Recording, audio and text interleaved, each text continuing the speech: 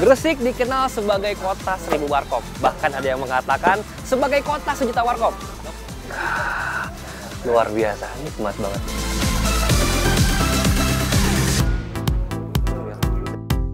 Tak hanya kota wali ataupun kota santri, ada julukan untuk kota Gresik yang mungkin sedikit unik, kota 1000 warung kopi. Ya, meski tak punya perkebunan kopi alias nol pohon kopi, nyatanya ada banyak warkop di setiap sudut kota Gresik. Lantas, bagaimana bisa budaya ngopi sangat mengakar di kota Pudak?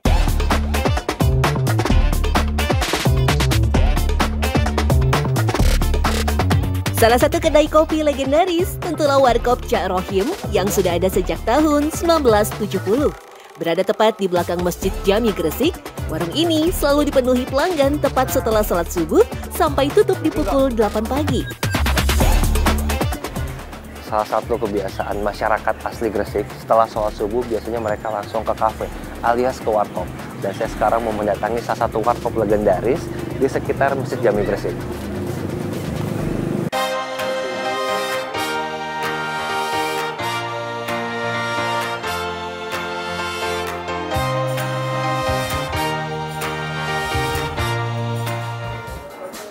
Coba lihat tuh, ini baru beres sholat subuh banget nih. Udah rame warkopnya, udah full. Saya kebagian nggak kopinya ya?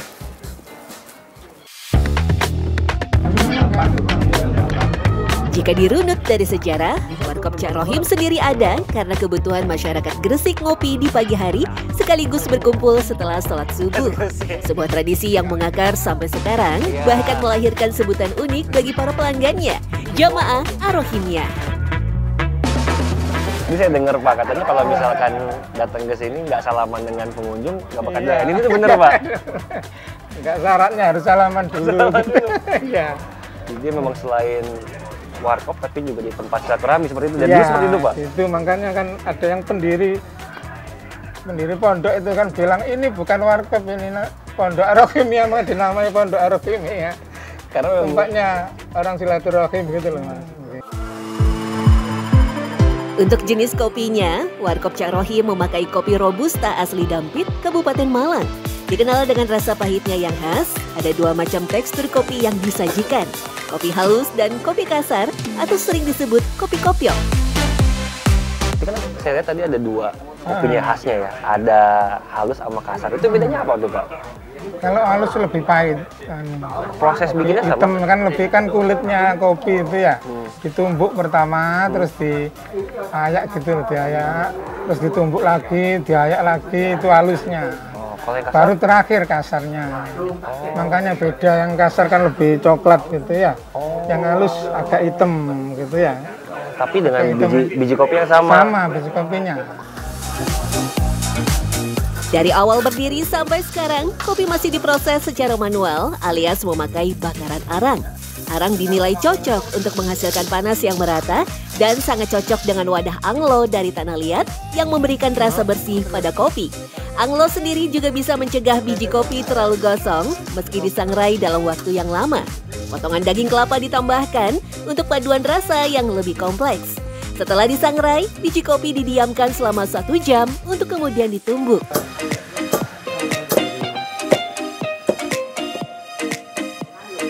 Bubuk kopi lalu diayak dan disaring sebelum siap disajikan kepada pelanggan. Paduan cara tradisional dinilai membuat rasa kopi lebih tebal tetapi tetap lembut. Karena bedanya mempengaruhi nggak sih Pak dengan proses manual ini dengan misalkan diganti pakai mesin? Pernah nggak giling kopinya pakai mesin, nyobain? Pernah. Terus? Beda. Beda? Iya. Apa bedanya? Lebih, kalau digiling itu lebih enteng gitu loh. Rasanya juga lebih enteng gitu. Pas bersihin kora-kora juga cepet, lebih kalau ini kan lebih kayak lengket gitu loh. Ini untuk ngukur halus kasarnya gimana Pak? Kan numbuknya sama terus nih. Iya, lihat aja ini kurang sedikit gitu aja. Dari feeling berarti ya? Iya, feeling aja. Berbeda dengan kafe kekinian yang seringkali memakai gelas plastik atau kertas, Warkop Cak Rohim tetap konsisten memakai gelas kaca ataupun cangkir dalam penyajian.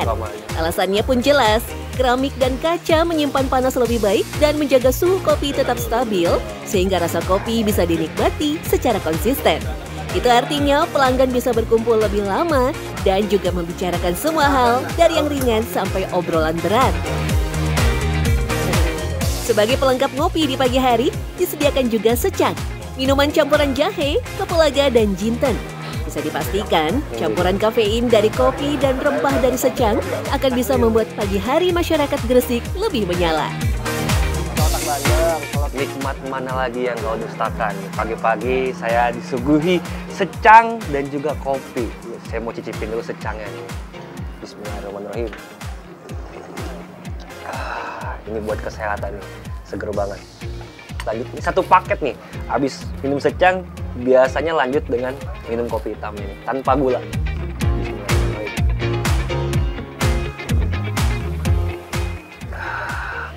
Luar biasa, nikmat banget.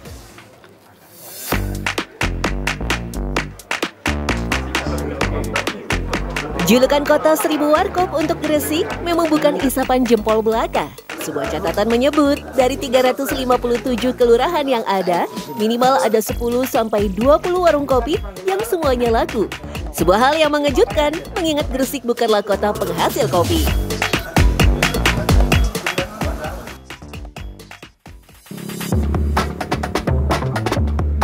Nah, lihat nih. Satu ya, kita hitung ya. Satu warkop. Geser dikit. 2 warkop lagi. Jalan sedikit, berdempetan. 3 warkop lagi. Jalan lagi dikit. Nah, lihat. 4 warkop semua. Dan rata-rata bukanya 24 jam. Karena itulah, ada banyak kedai kopi legendaris Gresik yang semuanya menyajikan kopi dengan ciri khas masing-masing. Warkop Cari contohnya. Buka terus selama 24 jam, warkop di kawasan industri Gresik ini bisa menghabiskan 10 kg kopi dalam sehari. Nah, yang menarik kan, Gresik sendiri sebenarnya bukan kota penghasil kopi. Tapi banyak sekali kopi di Gresik. Kopinya dari mana berarti?